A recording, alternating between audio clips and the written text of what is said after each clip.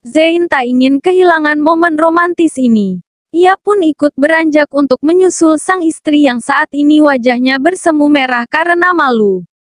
Untuk menghindar dari ledekan Zain, Zi memilih membuat segelas susu untuk memberi nutrisi calon bayi-bayinya. Zain, si Raja Iseng pun beraksi. Zizi masih asik menyiapkan gelas untuk membuat susu. Panggil Zain lagi. Kali ini Zizi terlihat aneh. Seperti tak terima Zain memanggilnya hanya dengan sebutan nama. Apa Zi? Zi terlihat kesal. Loh, kok marah? Nama kamu Zizi kan? Zizi melirik kesal pada Zain. Lalu ia pun membalas. Iya Zain Bagaskara. Kenapa? Ada apa? Tantang Zizi ketus. Sama suami begitu. Dosa loh Zi. Ledek Zain lagi. Lagian ada apaan sih? Tumben bener panggil nama. Zizi melirik kesal. Loh, kok marah? Biasanya aku manggil kamu kan gitu. Emang maunya dipanggil apa? Hani, sayang, cinta, apa, kamu mau ku panggil apa? Canda Zain lagi. Tahu biasanya juga nggak langsung nama manggilnya. Zizi melangkah hendak menghindar dari pria super iseng ini. Dengan cepat Zain pun mencekal tangan wanita itu. Menariknya pelan. Membawa wanita cantik itu ke meja dapur. Mendudukan wanita cantik itu di sana. Lalu mengukungnya manja. Lein menatap sang istri dengan tatapan super manja yang ia punya. Terang saja, apa yang dilakukan Zain saat ini sukses membuat calon ibu ini jadi salah tingkah. Apaan sih? Tanya Zizi jujur. Saat ini dia gugup riku. Tak nyaman. Deg-degan. Entahlah. Zain begitu mempesona baginya. Apaan-apanya? Emang nggak boleh ya? Suami mesra-mesraan sama istri. Kan aku kangen sama kamu Zi. Ucap Zain lagi menggoda. Mesra-mesraan apa sih? Zi lagi. Dah sana. Aku mau ke kamar. Awas, pinta Zizi sembari mendorong pelan dada Zain. Sayangnya Zain sama sekali tidak bergerak. Pria tampan ini malah semakin intens menatap sang wanita. Membuat sang wanita tak bisa berbuat apa-apa. Sungguh, sumpah demi apa? Saat ini detik ini, ingin rasanya Zi beringsut menjadi kecil saja. Kalau bisa menghilang saja dari hadapan pria ini. Zi gugup. Degup jantung semakin kencang. Bahkan seorang Zain bisa mendengar jelas bahwa jantung Zi sedang tidak berdetak normal. Saking dekatnya jarak antara telinga dan dada wanita yang sangat ia cintai ini. Zain, si pria super iseng itu pun langsung mendapatkan ide untuk membuat wanitanya semakin salah tingkah dan akhirnya mau mengakui bahwasannya saat ini detik ini. Dialah pemilik hati seutuhnya dari wanita ini. Jantungnya kenapa? Kok detaknya kedengeran sampai sini? Ledek Zain iseng. Enggak. Apaan sih? Dengan cepat Zi menutup area dadanya. Karena sedari tadi, tanpa Zi sadari, mata pria nakal ini sering tertuju pada area dada yang sedikit terbuka itu. Ngapain ditutupin? Kan aku udah pernah ngerasain. Zain tersenyum nakal. Zain, sana protes Zi. Diam atau aku bungkam bibirmu dengan bibirku. Ancam Zain. Kali ini pria ini serius. Spontan. Satu tangan Zi pun menutup bibir cerinya. Dengerin aku baik-baik. Aku sudah lelah dengan sikapmu yang terus menghindariku. Terserah kamu mau terima atau enggak. Pokoknya malam ini aku mau pindah ke kamarmu, ucap Zain. Memulai apa yang ada di dalam pikirannya. Pindah aja, bodoh amat. Aku tidur sama Bimimin di belakang. Apa susahnya? Aku udah biasa susah. Tolak Zi. Nggak bisa. Mana ada begitu. Kita ini suami istri. Jadi harus sekamar. Pokoknya mulai malam ini. Kita sekamar. Titik. Jawab Zain tak mau kalah. Maksa. Ingat perjanjian kita Bapak. Bapak sudah tanda tangan nggak akan maksa saya.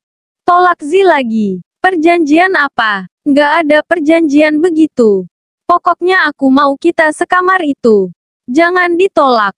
Jangan dibantah. Jangan dihindari. Pokoknya aku mau sekamar sama kamu. Sama baby-baby kita. Nggak ada alasan, ucap Zein tanpa jeda.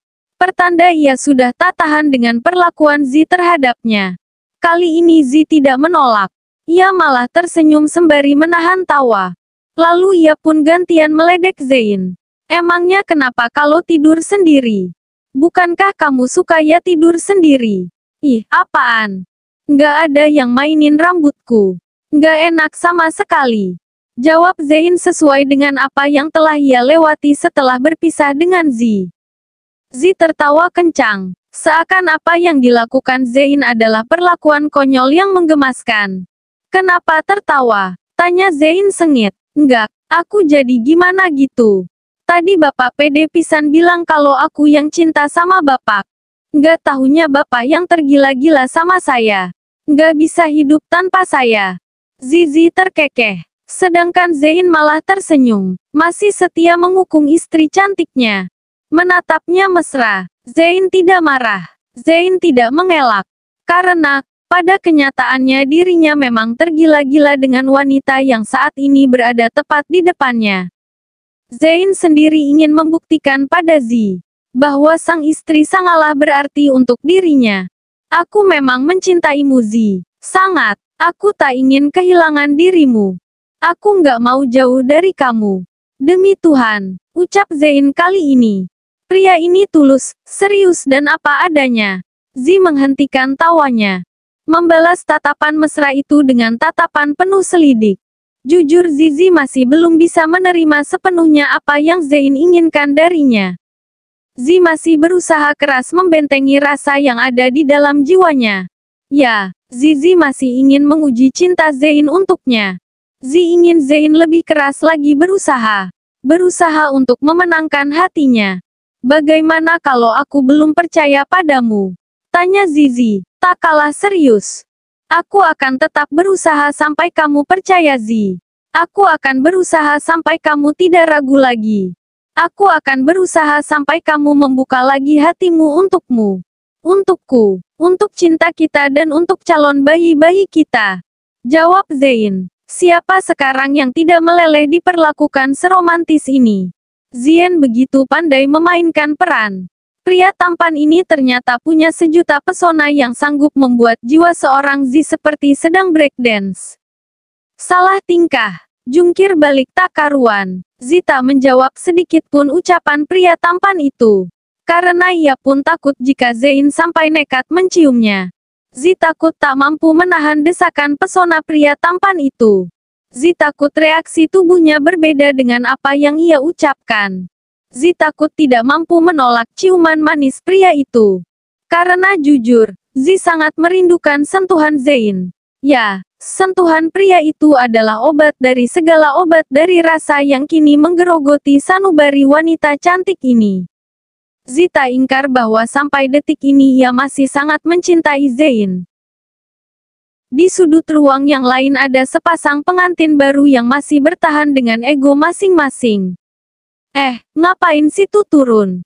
Tanya Vita ketika Bima ikut turun dari taksi yang mengantarkan mereka. Aku harus memastikan kamu benar-benar tinggal di sini. Bukankah aku harus berhati-hati dengan wanita licik sepertimu? Jawab Bima ketus. Aduh mati aku. Kuncinya masih sama Mita lagi. Ayo Mit datang. Ucap Vita dalam hati. Seakan Tuhan mendengarkan doanya. Mita pun datang dengan sebuah mobil yang dipesan oleh Vita. Sebuah mobil biasa. Agar Bima tidak semakin memandangnya dengan pandangan miring terus-menerus. Bu Vita, maaf saya telat.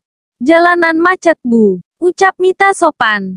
Ibu Palalu, mana kunci rumah gue? Makasih ya udah bantu bersihin. Entar ongkosnya gue transfer. Kemarin mbaknya yang bersihin rumah oke nggak?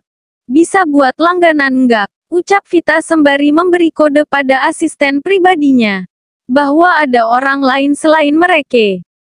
Maaf Fit. Kirain sendiri. Orang-orangnya oke kok. Aman pokoknya. Bisa buat langganan. Tapi agak mahal dikit. Jawab Mita. Sedikit gugup. Ya wis, makasih banget lo Iki. Lu emang pren terbaik gue.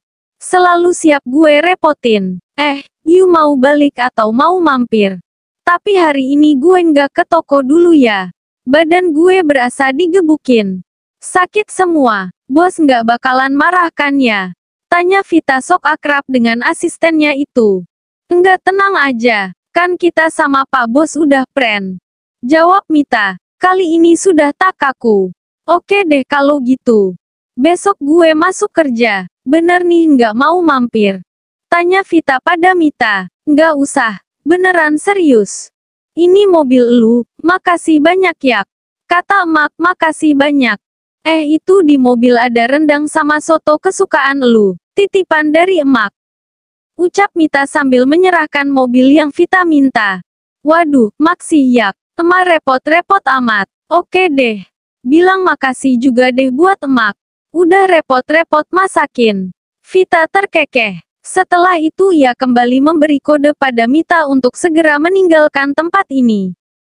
Agar tidak menimbulkan kecurigaan di batin Bima. Vita tahu jika Bima adalah pria peka. Selepas kepergian Mita, Vita langsung membuka pintu gerbang untuk memasukkan mobilnya ke dalam garasi. Sedangkan Bima masih setia menunggu dan memerhatikan apa yang dilakukan sang istri. Dia tadi siapa? Tanya Bima. Jujur melihat kesopanan Mita membuat Bima curiga. Teman, jawab Vita singkat. Setelah itu pun ia segera melangkah untuk membuka pintu rumah yang mulai hari ini akan ia tempati. Silakan masuk, pinta Vita seraya membuka lebar pintu rumahnya. Ini rumahmu? Tanya Bima. Pertanyaan standar bukan? Tapi sedikit membuat Vita kesal. Entahlah, bukan, aku ngontrak di sini. Jawab Vita, kali ini jujur. Ngontrak, bukankah kamu janda? Emang mantan suami nggak beliin rumah buat kamu? Tanya Bima, lagi-lagi menggores batin Vita. Bisa nggak usah bahas dia. Aku nggak suka. Jawab Vita ketus. Aku nggak bahas sih, cuma nanya doang. Jawab Bima tanpa merasa bersalah. Udah tahu rumahku kan? Aku udah sampai rumah juga. Kamu bisa tenang dan kamu kasih tahu keluargamu bahwa aku baik-baik saja. Kamu bisa tinggalin aku sekarang. Ucap Vita. Kali ini Vita tak ingin berlama-lama dengan pria yang hanya menyakitinya ini. Tanpa kamu suruh pun aku bakalan pergi. Aku pun muak lihat kamu. Balas Bima. Vita enggan melihat kepergian Bima. Tanpa ada kata perpisahan. Bima pun meninggalkan rumah Vita dengan membawa kebencian yang menggunung. Sedangkan Vita sendiri ikutan muak dengan apa yang ia lalui dengan Bima. Wanita ini berharap keluarga Bima bisa mengerti bahwa dia dan Bima tidak bersama. Begitupun dengan keluarganya. Vita berharap mereka bisa mengerti dan tidak memaksa. Andai saat itu kondisinya memungkinkan untuk menolak, Vita pasti sudah menolak. Tidak perlu menunggu dan melewati jalanan terjal ini yang pada akhirnya malah meninggalkan bekas luka untuknya dan tentunya untuk Bima juga. Berbeda dengan pasangan Bima dan Vita yang kini sedang berperang melawan kebencian di hati masing-masing. Di sini ada sepasang sejoli yang sedang dimabuk asmara, yaitu Zain dan Zi. Bunga cinta sedang menghampiri sepasang sejoli ini. Zain dan Zi. Sesekali mereka saling melempar senyum malu-malu. Namun anehnya, mereka masih belum berani saling membuktikan cinta itu. Masih saling jaga jarak, terutama Zi. Entahlah, mungkin Zi masih menimbang baik buruknya jika ia kembali seutuhnya pada Zain. Sedangkan Zain sendiri masih setia menunggu. Menunggu Zi menyambut cintanya seperti siang ini. Selepas Zain mengutarakan cintanya pada wanita itu, terlihat Zi sering mencuri pandang pada pria yang saat ini sedang sibuk di meja kerjanya. Sedangkan Zain sendiri, kembali bersemangat mencari pundi-pundi rupiah untuk membahagiakan anak dan istrinya. Ia ingin Zi dan bayi-bayi mereka. Zi menyembunyikan senyumnya ketika Zain memakai kacamata. Entahlah, bagi Zi, pria itu terlihat lebih dewasa dan mempesona saat mengenakan kacamata tersebut. Zain hanya mengenakan kacamata itu di saat-saat tertentu dan bagi Zi, orang yang bisa melihat suaminya mengenakan barang itu, berarti orang itu adalah orang beruntung. Termasuk dirinya saat ini. Tak sengaja, beberapa kali Zi melihat Zein menguap. Ia pun berinisiatif membuatkan segelas kopi untuk pria itu dan menghidangkannya di depan pria tampan itu. Apa ini? Tanya Zein dengan senyum bahagianya. Kopi, diminum. Wah, makasih ya. Tahu aja, jawab Zein senang.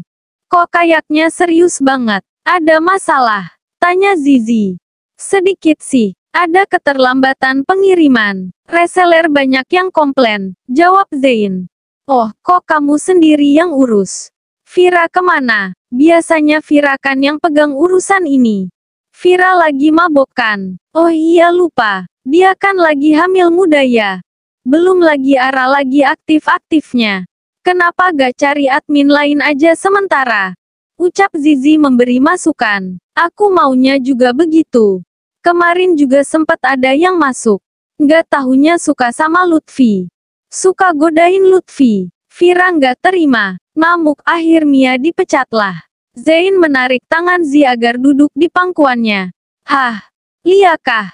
Kok bisa? Zi jadi penasaran. Hingga tak menyadari jika saat ini Zein sedang melancarkan aksi liciknya. Lia, masa kamu nggak dengar? Kamu kan bestinya Vira. Masak dia nggak cerita? Ucap Zein sembari mencium pundak sang istri. Sedangkan Zi yang sibuk dengan pikirannya tentu saja tidak menyadari bahwa saat ini Zein sedang mencuri sesuatu darinya. Enggak tuh, Vira nggak cerita apa-apa. Kok aku jadi penasaran? Zizi menatap Zein yang sedang memainkan rambut panjangnya. Tapi Lutfinya nggak tergodakan. Tanya Zizi takut. Wah nggak tahu ya akunya. Viranya ceritanya sama mama. Kalau Lutfinya sendiri sih bungkam. Jawab Zein. Astaga pelakor zaman sekarang. Makin jadi aja. Awas aku mau ke kamar mau telpon Vira. Kasihan sekali dia. Lagi hamil ada aja godaannya. Ucap Zizi sembari beranjak dari pangkuan sang suami. Sedangkan Zein sendiri tertawa lirih. Menurutnya Zizi jadi sensitif terhadap isu perselingkuhan sekarang.